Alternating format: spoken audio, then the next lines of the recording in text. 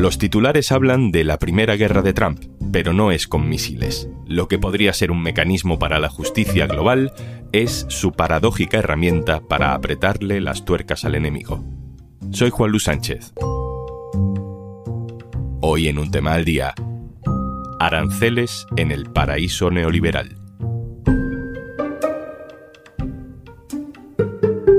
Una cosa antes de empezar. ¿Tienes una empresa entre 50 y menos de 250 empleados? El programa Kit Digital acaba de lanzar una convocatoria con bonos digitales de hasta 29.000 euros.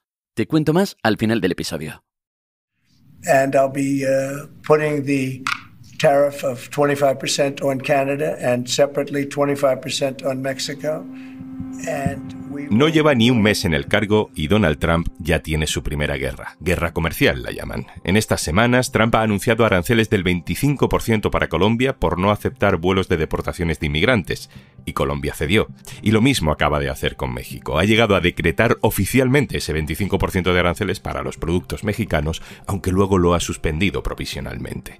Ese mismo arma, la subida de aranceles, también la está aplicando a Canadá y también la promete para China y para la Unión Europea.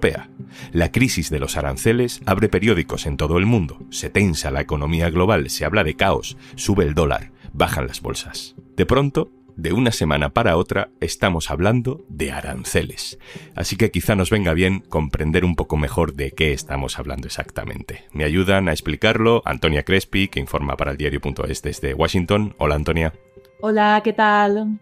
Y quiero contar también con la mirada económica crítica de Yago Álvarez Barba, periodista, analista en varios medios de comunicación, que coordina la información económica de los compañeros del periódico El Salto. Hola, Yago. ¿Qué tal, Juanlu? Yago, empiezo contigo primero para fijar conceptos, por no dar por supuesto que sabemos cosas que a lo mejor no tenemos del todo claras y que de pronto se convierten en importantes. ¿Qué es un arancel? Un arancel básicamente es un impuesto a la importación, es decir, cada vez que se compra algo que viene de fuera, se le pone una sobrecarga económica que la acaba recaudando el Estado. Los aranceles se suelen poner o a un país o a una zona geográfica, como por ejemplo a México o como por ejemplo a la Unión Europea. Se puede poner a un producto en concreto, como por ejemplo al aluminio, o se le puede poner a una familia de productos, como por ejemplo pues los perecederos, ¿no? Las frutas y las verduras, ¿no? Por ejemplo, ese sería básicamente el sentido del arancel. Y según la teoría económica mayoritaria, ¿qué efecto tiene poner aranceles para la economía de un país?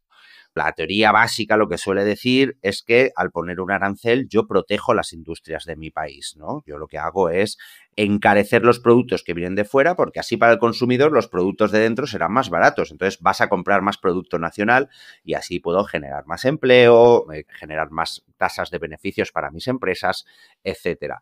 Pero claro, luego también hay diferentes según el tipo de producto, ¿no? Por ejemplo, toda la industria del automóvil estadounidense en las últimas décadas se ha deslocalizado a México.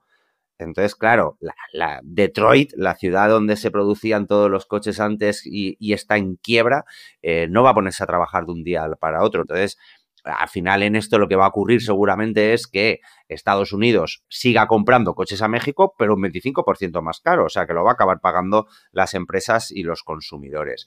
Otra cosa, por ejemplo, sería si fuera un producto, digamos, sustituible, ¿no? Se puede sustituir, como por ejemplo, digamos, los tomates.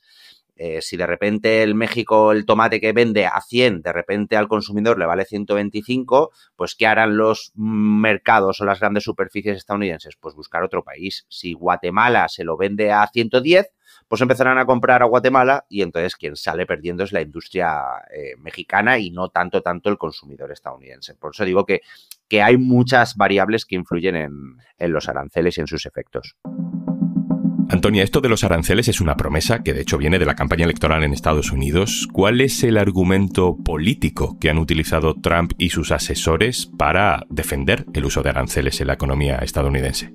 Bueno, Trump lo que está haciendo un poco es copiarle el librillo a un presidente de finales del siglo XIX, que era William McKinley, que básicamente se dedicó a poner aranceles muy altos para impulsar medidas proteccionistas en Estados Unidos y como fomentar la industrialización de Estados Unidos en un contexto de la Golden Age que tanto Trump cita también en sus mítines, ¿no? Entonces Trump tiene muy esta visión de que poniendo aranceles a las importaciones y rebajando los impuestos dentro de Estados Unidos para las compañías, conseguirá recuperar las fábricas y la desindustrialización que se había vivido, sobre todo, por ejemplo, en el cinturón industrial del Medio Oeste, que es un problema que con la globalización se fue acentuando, y sí que Trump tiene esta idea de recuperar unos Estados Unidos industriales y potentes a este nivel.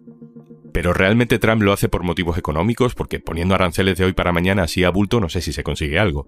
Él creo que es consciente de que tampoco lo va a conseguir de hoy a mañana. Es decir, el viernes en la Casa Blanca le preguntaron unos periodistas, ¿pero tú eres consciente de que estos los consumidores que habías prometido bajar el precio del carro a la compra van a notar que ahora irán al súper y todo va a ser más caro?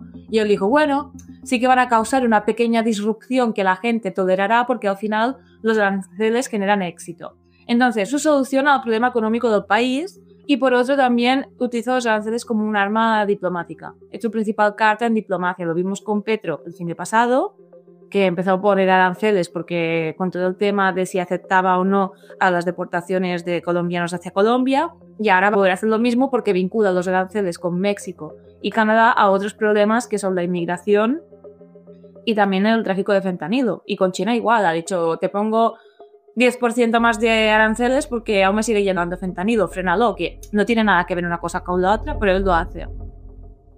Yago, creo que es interesante que nos detengamos en una cierta paradoja ideológica, ¿no? Porque desde una perspectiva crítica con el capitalismo, con la globalización sin límites, los impuestos al comercio internacional han sido siempre pues una propuesta desde la izquierda y han sido un demonio para la derecha neoliberal. Y de pronto vemos a Trump subiendo aranceles a lo bestia en un país como Estados Unidos. ¿Cómo analizamos esa contradicción?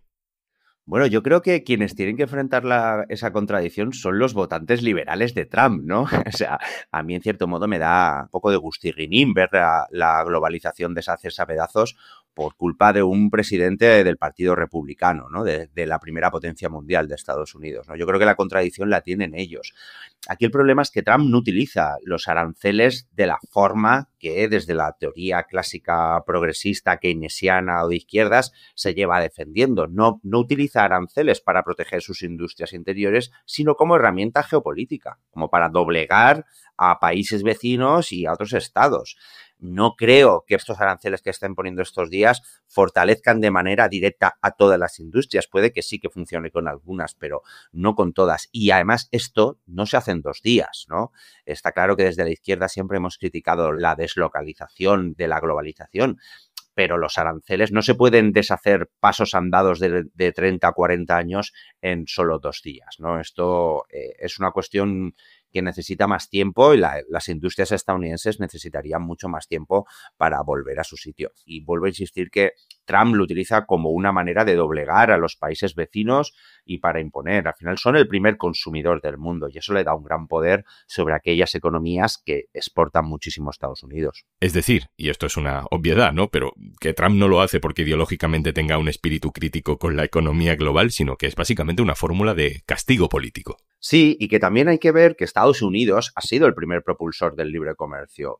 Siempre ha sido el que ha impuesto, incluso a base de guerras o de financiar a unos bandos o a otros, para que el libre comercio se expandiera por todo el planeta cuando le ha convenido. ¿Qué pasa? Que ahora hay grandes jugadores en el planeta, el principal es China sobre todo, y entonces a Estados Unidos ya no le gusta el libre comercio, ¿no? O sea, esto es algo que no solo ha sido Trump, los gobiernos anteriores, el de Biden, también ha hecho ciertos pasos con esto, ¿no? En resumen, el libre comercio era muy guay cuando nosotros producíamos de China cosas muy baratitas y así podíamos tener a nuestros consumidores contentos con cosas muy baratas, ahí nos encantaba el libre comercio y no poníamos ningún arancel. Ahora que los chinos están haciendo tecnologías o que están haciendo coches eléctricos mucho mejores que los europeos y los estadounidenses, ya no nos gusta tanto. Y entonces la posición dominante de Estados Unidos empieza a perder poder y utiliza esta guerra comercial, esta guerra de aranceles, para mantenerse en esa hegemonía. Lo de China merecería capítulo aparte, ¿no? Pero estamos hablando de México, de Canadá, el otro día también advertencias a Colombia. ¿Qué amenazas a la hegemonía pueden suponer estos países para Estados Unidos? Es una medida que no parece exactamente económica, ¿no? Claro, yo creo que es más geopolítico, ¿no? Y más de poder. O sea, tienes un problema tan grave como la epidemia de los opiáceos en tu país y lo que haces es, en vez de culpar a la desregulación de los opiáceos y a las industrias farmacéuticas estadounidenses, pues culpabilizas al gobierno de al lado, que además siempre has tratado como tu patio trasero, de que es la entrada de todos los opiáceos. Y les acabas poniendo un arancel que, como digo, es mucho más populista que económico. Económico no tiene ningún sentido, es un tiro en el pie. O sea, el 25% de los productos mexicanos es un tiro en el pie completamente al consumidor estadounidense y casa muy parecido con Canadá, ¿no? Yo creo que Canadá también se ha planteado como esa alternativa norteamericana al gobierno de Estados Unidos, no porque sea una potencia igualable a la de Estados Unidos, pero sí por tener un estado de bienestar, unos niveles de violencia muchos más bajos, ¿no? De tener unas legislaciones en contra de las armas, etcétera, que ponen en evidencia que el liberalismo estadounidense del todo vale no ha funcionado tan bien, ¿no? Y entonces yo creo que Trump necesita dar un golpe encima de la mesa y proponerlo, ¿no? Hay que pensar que estos 3 países firmaron el Tratado de Libre Comercio más antiguo, el primer Tratado de Libre Comercio de las nuevas generaciones desde el 1 de enero del 94, ¿no? Entonces está dando marcha atrás nada más y nada menos que a 30 años de neoliberalismo y de libre comercio entre ellos. Antonia, en Washington, en los círculos de expertos, de analistas, en los medios de comunicación, ¿cómo se está reaccionando? ¿Están advirtiendo de los peligros de todo esto? Bueno, aquí en Estados Unidos la gente está un poco asustada, por así decirlo, porque todo el mundo sabe que ahora ir al súper y las cosas van a costar más. Sobre todo porque fruta, verdura, muchas cosas vienen de México. Ya el sábado se decía que, por ejemplo, cuando aprobó los aranceles para Canadá y puso esta excepción del 10% para el petróleo y todo lo relacionado con la energía, era una señal de que Trump había estado escuchando a los expertos externos de la Casa Blanca recomendándole no poner aranceles porque eso va a generar inflación y va a generar problemas. Entonces, Trump tira por el derecho, tiene esta visión tan unilateral de las relaciones internacionales de yo voy a hacer lo mío. Trump no cree ya, o sea, no sé si cree o no, pero tiene una visión muy del siglo XIX en este sentido para la geopolítica que es previa al mundo multilateral que tenemos, que es posterior a la Segunda Guerra Mundial. Entonces Trump es muy yo voy a lo mío, voy a poner esto porque esto creo que va a ser una solución. No sé si a corto o a largo plazo, parece que él también piensa que va a ser a largo plazo, si te quieres sumar bien y si no también. Y él cree que esto se va a compensar con esta idea de que como va a hacer una gran desregularización de Estados Unidos, que es lo que anunció en Davos, se va a compensar con que muchas empresas van a venir aquí a fabricar, que eso hay que verlo. Por no pensar solo en Estados Unidos y en el bienestar de los estadounidenses, ¿cómo puede afectar esto a Canadá, a México, a los mexicanos, a los canadienses o a los europeos? Porque ya Trump ha dicho que también va a subir aranceles a la Unión Europea porque no le estamos tratando bien a las empresas. ¿Qué capacidad, Yago, tenemos en esta guerra comercial de defendernos? Bueno, de llevarlo a cabo, esto va a ser un duro golpe para Canadá y México, pero es que lo va a ser también sobre el estadounidense. Entonces, por eso digo que yo dudo que estos aranceles al fin se lleven al cabo y si se llevan a cabo duren mucho, porque cuando el mes que viene empiece a subir la inflación por culpa de los aranceles y la Reserva Federal diga que ya no va a bajar tipos de interés porque hay que seguir luchando contra la inflación, esto no va a contentar ni al consumidor ni a Wall Street. Entonces ahí ya veremos lo que pasa. En cuanto a la Unión Europea es un grandísimo mercado de consumidores con unas rentas medias altas de las más altas del planeta. Hablo de medias, ¿no? De todo el continente. Entonces nosotros tenemos una grandísima herramienta. Aunque no tengamos fuerza necesaria para luchar en algunos de los campos como la inteligencia artificial o el coche eléctrico, etcétera, sí que tenemos fuerza suficiente como para luchar en el campo de que somos grandes consumidores y unos aranceles a los productos estadounidenses o trabas a las empresas estadounidenses, como por ejemplo las tecnológicas, podría ser también un duro golpe sobre la economía estadounidense. La última, Yago, por no hablar solo del mal uso de los aranceles. ¿Cómo sería, qué pinta tendría un mundo más equilibrado donde se pudiera hacer un buen uso de los aranceles para conseguir una mayor justicia global? ¿Es posible? Por supuesto que hay una forma de utilizar los aranceles de una manera muy positiva. De hecho, los grandes países, estos grandes bloques consumidores, podrían cambiar la economía y el mundo de los derechos humanos, del trabajo y de la ecología gracias a un uso apropiado de los aranceles, ¿no? Podríamos poner aranceles, por ejemplo, como Unión Europea, a todos los países que no firmen el Tratado de París. Donald Trump acaba de avisar que se va a ir, ¿no? Entonces, si tú no le vas a exigir a tus empresas que reduzcan sus emisiones y, por lo tanto, van a poder hacer unos productos más baratos, porque al final ser ecológico sale caro en muchas ocasiones, ¿no? Pues entonces, pues te ponemos un impuesto a tus productos, ¿no? Entonces, imagínate si hiciéramos eso a nivel global, ¿no? Todo país que baje impuestos o que no cobre el 15% mínimo a las multinacionales, firmado en la OCDE, de la cual Trump también ha dicho que se va a salir para proteger a Silicon Valley prácticamente, pues también un impuesto. Y luego, para mí, claramente otro sería el de los derechos laborales, ¿no? Algo que no se ha abordado ni por la izquierda ni por la derecha, me refiero a las socialdemocracias liberales europeas, ¿no? Porque podríamos haber dicho hace mucho tiempo, país que no proteja los derechos laborales, que no cumpla los derechos laborales, le ponemos un impuesto, pero claro, eso sería poner un impuesto a China y a todos los productos de China, y eso pondría patas arriba toda la economía global, ¿no? Pero yo creo que sí que hay fórmulas para utilizar los aranceles que defiendan a los trabajadores, a las trabajadoras de los países donde se cumplan con ciertas normas y regulaciones por delante de los países donde no se hacen, para obligar a esos países a que lo hagan, ¿no? Y no lo que está haciendo Donald Trump, por supuesto, que no es más que bandazos geopolíticos de matón de clase. Yago Álvarez Barba, muchísimas gracias. Nada, muchas gracias a vosotros, un placer. Antonia Crespi, Washington, compañera, muchas gracias. Muchas gracias a vosotros, adiós.